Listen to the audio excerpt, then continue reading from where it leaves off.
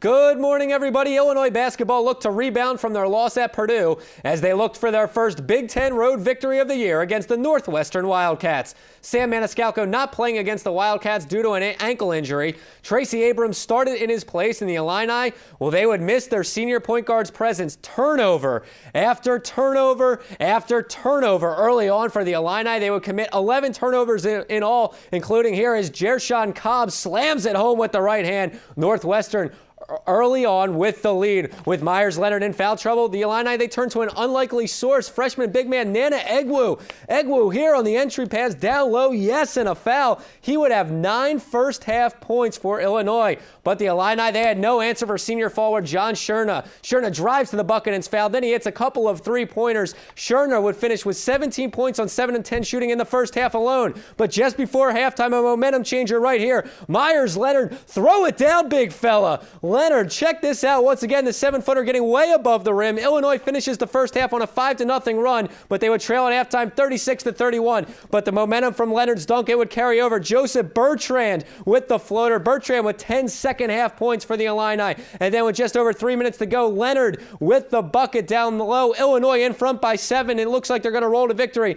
But the Northwestern would answer here, a 3 from the corner, and then it's Scherna from way downtown, cutting the lead to 1. After Illinois makes one free throw off the miss, it's Drew Crawford who puts it back in to tie the game at 56. Then Brandon Paul misses, but Mike Henry fouled on the putback attempt. The freshman gets the first free throw, it rattles home. And then he has one more free throw at the line and he'll miss. The Wildcats with a chance to win it at the end of regulation. Illinois clinging to a 1-point lead, and Meyers Leonard steps up with a huge block to seal the victory for the Illini. Illinois holds on to win it 57-56. Meyers Leonard finishing with 12 points, 8 rebounds, and 2 blocks. Joseph Bertrand, 10 second-half points and 8 boards. And the Illini defense, well, it really clamped down through 17 minutes in the second half. Northwestern had just 9 points. They shoot just 36% from the field, and they scored just 20 points total in the second half. And on a sadder note, former Illini head basketball coach Gene Bartow passed away today at the age of 81. Bartow, better known for being John Wooden's successor at UCLA and for founding the University of Alabama Birmingham athletic program, spent 1 year as Illinois' head coach, going 8-18 during the 1974-1975 season. He was one of the winningest coaches in NCAA Division I history with 647 wins over 34 seasons and was inducted into the Basketball Hall of Fame in 2009. Bartow passed away this morning after a 2.5-year battle with stomach cancer. He was 81 years old. And in football, a bizarre turn of events on the Illini coaching front. After being announced as a new assistant on Tim Beckman's staff on Tuesday, John Tenuta, well, he changed his mind. Tenuta was in Champaign on Tuesday and left on Tuesday night to begin recruiting for the Illini before calling Coach Beckman's house yesterday to inform Illinois that he would remain as a linebackers coach at NC State. In a statement released through Illinois, Tenuta said, "My family comes first, and I may have made a decision without fully thinking through my situation with them. My son is a senior in high school and has signed a letter of intent to play baseball at NC State, and it's something I just don't want to miss." No word on who will replace Tenuta on Beckman's staff at this time.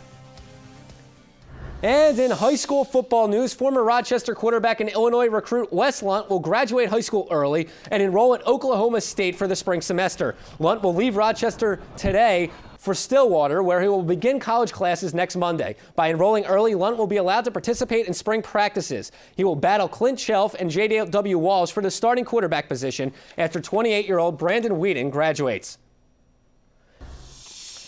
And turning to the NBA, fresh off their comeback win against the Hawks, the Bulls right back in action against the Detroit Pistons here. Joakim Noah with the throwdown. Noah would finish with 13 points and 11 rebounds. Then it's Derrick Rose with the high floater in the lane. And finally, it would be Rose here on the crossover and the up and under layup. The MVP finishes with 17 points and 10 assists as the Bulls win again and move to 6-1 on the season with a 99-83 victory. And the Indiana Pacers catching a break with Dwayne Wade sitting out with a foot injury. But Indiana, well, they can't take advantage against the Heat. Off the steal, LeBron James coasting in for the throwdown. And then later on, James would find Chris Bosh for the slam down low. And really the only negative of the night for Miami, off the steal, LeBron driving in. He'll leave it off for Udonis Haslem, but he'll sprain his ankle on the play. Still, James finishing with 33 points, 8 rebounds, and 13 assists. The Pacers are blown out in this one, losing to the Heat 118-83.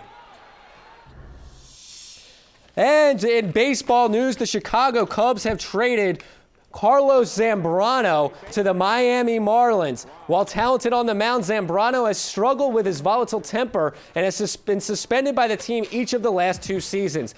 Zambrano will join another volatile personality from Chicago as Ozzie Guillen takes over as manager in Miami. In 11 seasons with the Cubs, Zambrano went 125-81 with a 3.60 ERA. The Cubs will eat 15 of the remaining $18 million left on Zambrano's deal for next season. Chicago receives veteran right-hander Chris Volstad in return from the Marlins. Well, it was a busy night in sports, and the Illini, they found a way to pick up their first Big Ten road win at Northwestern and their first win at Northwestern in the last 3 seasons. That's it for sports. Have a great morning, everybody.